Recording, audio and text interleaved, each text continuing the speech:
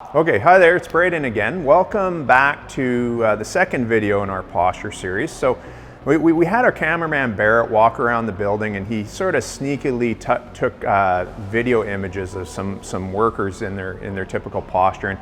And as I was saying in video one, isn't it amazing the postures that we get ourselves in? Oh my gosh, it's you know, by changing our posture we can do so much. So let's talk about this second video. You can see in this second video that this guy, he's really pretzeled into his chair, but he's got one leg crossed across the other and he's really twisted to the side. So what sort of damage would that do to your body if you did that regularly? Well, I'm going to talk about pelvis dysfunctions. So pelvis dysfunctions, so this part of your body is the pelvis, and with pelvis dysfunctions, they respond to things that are either asymmetrical loads, asymmetrical postures, or asymmetrical repeated movements. So what would be an asymmetrical load? Well, imagine a mom holding a 2-year-old on her hip stirring spaghetti.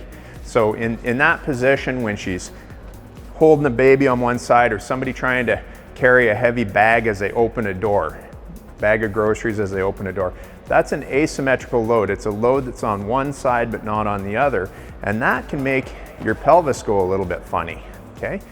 Asymmetrical movements. Well, who does asymmetrical movements? Well, how about golfers? Golfers are always moving right to left, but they almost never move left to right. You know, we could say the same about tennis players that are predominantly right to left if they're right-handed.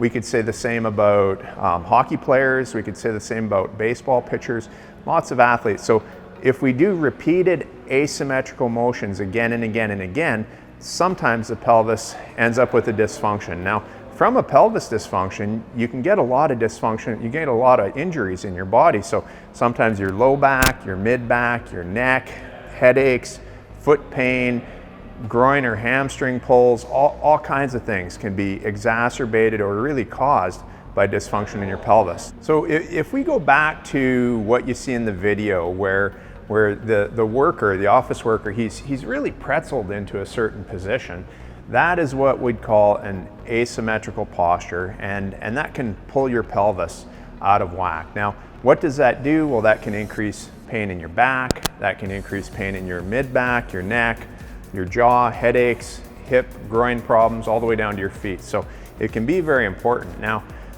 what happens when you're in an asymmetrical position? Well, if this is your pelvis, these are the wings of your pelvis, sometimes it just oozes out of position. And when you do that, it might cause pain immediately. It might not. It might cause pain 2 days from then. It might not. It might cause pain 2 weeks or 3 months from then. But either way, pelvic dysfunctions are one of the things that increase or create abnormal stresses on different tissues in your body, and they can manifest a whole bunch of different ways. So in general, we want to avoid pretzeling your body and twisting into weird positions. So with that said, take a look at video 3. We've got more interesting things to take a look at in terms of posture. Thanks.